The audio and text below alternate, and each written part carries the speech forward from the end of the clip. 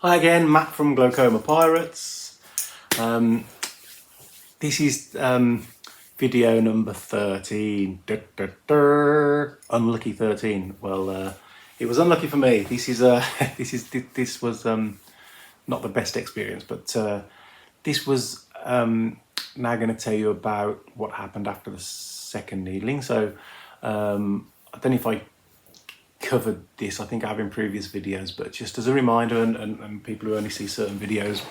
So after every surgery you have, there seems, whether it's with the NHS or whether it's private, it's always seemed to be the same in that you always have to go back the day after surgery for an appointment for them to just check that the surgery's gone well and that it's doing what it's supposed to be doing and everything else.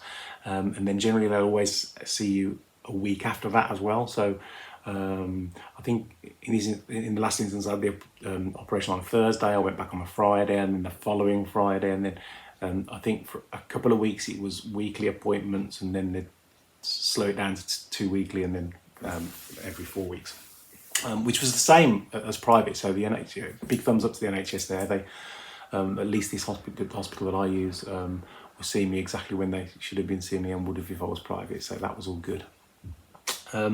So in this instance, the pressure in my eye from the first needling seemed to last about probably 2 or 3 months before it started to go up again, which is why the second needling was done. However, after the second needling, it was evident after a couple of weeks, I think, that the pressure was going up again, the scarring was coming back. So at this stage, my doctor and the NHS had a discussion with me saying that, you know, he thinks he's going to need to do another needling procedure, but also that he thinks that, you know, although the trab is working fine, I'm having problems with the scarring, he thinks that to get the best result and to help me long term would be to now refer me to have either a tube or a stent or an implant put into my eye, as the trab wasn't, although it was working, it wasn't doing enough to lower the eye pressure. So at this stage I was referred to another surgeon within the same hospital that did stent and implant surgeries. My own surgeon, although could do those surgeries, actually he was quite honest and he was quite refreshing, but he said he's had a problem with his back, so he couldn't do surgeries over 2 hours anymore, just because sitting in the chair and stuff. So hence he referred me to a colleague of his that was better equipped for doing that sort of surgery. So despite the fact that I was referred for that surgery, he says that can take a while because it involves some donor tissue and having to grow it around the implant, and also there's a bit of a wait on the waiting lists with it being the NHS, maybe 3 or 4 months or something. So he says I can't leave it as it is, so we need to do another needling just to try and buy you some time before you get that appointment and before you can get set up with that other surgery. So again, it was decided that I needed to have another needling. The last needling I had, the second needling, as I said before, was on the 2nd of March. This third needling was to take place on the 27th of April. So as you can see, I'd gone for sort of 3 months between the first and second needling to sort of, you know, less than 2 months between the second and third needling. So again, I was quite blasé about it. I'd had 2 needlings before. I knew what to expect. I knew how it all went, and like, although you don't look forward to any particular operation or surgery, I was relieved that again it was going to be under general anaesthetic. They were doing the mitis C injection again as well. Again, for this one I was quite confident, quite blasé, quite okay. Let's crack on. So again, went back in 7 o'clock in the morning. Very different experience this time at the NHS. I was taken to a ward bed straight away, you know, with other people. So it was a lot more relaxed than being shut in the little room that happened the first time. and it was just nice having people around that you can chat to. But the same things happened. You know, the anaesthetist came in and did his checks, and they check all your blood pressure and everything. And then when you're ready for surgery, you wheel down. You have you go into the anaesthetist room first, and you're away with the fairies, as I like to say.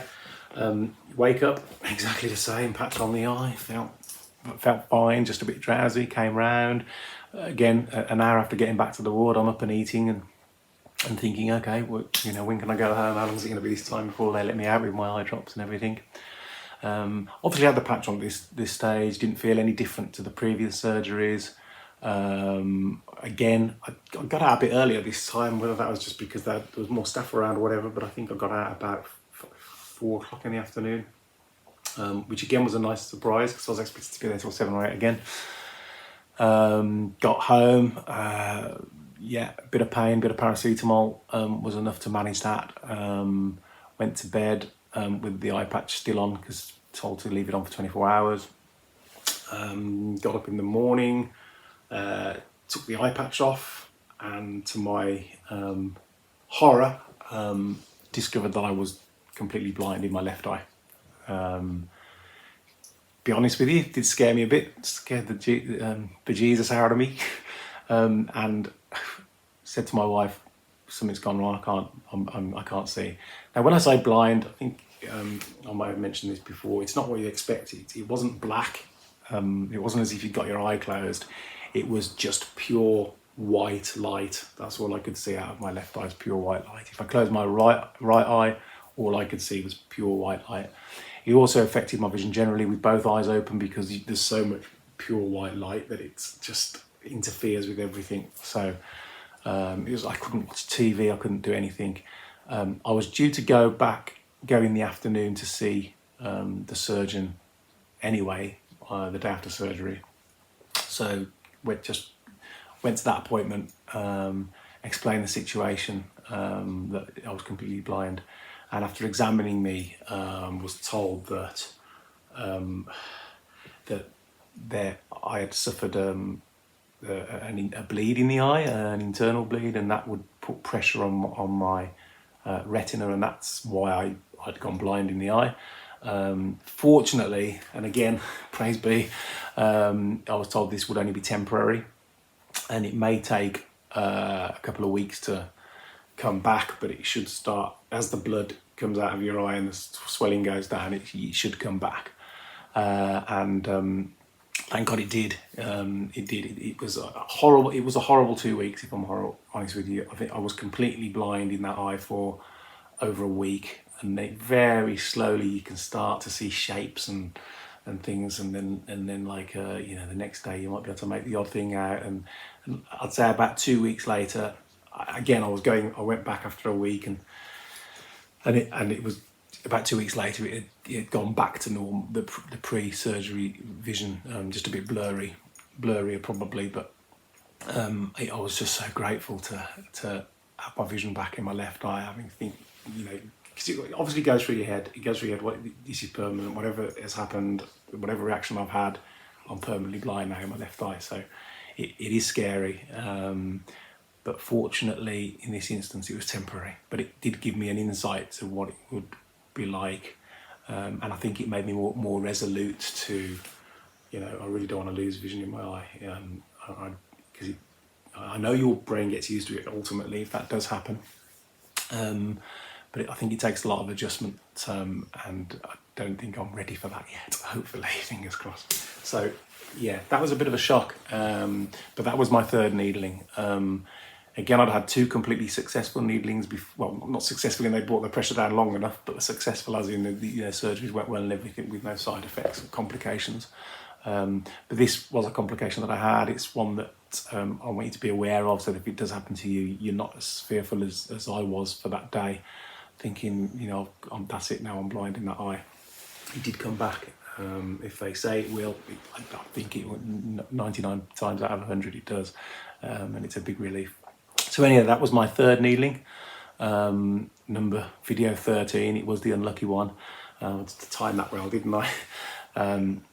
So I hope you enjoyed the video. I will be back with video 14 to follow up from this one. Thanks again for watching. It means the world to me. Hopefully it's helping somebody. Don't forget to subscribe, and we'll see you later. Thanks. Cheers. Bye.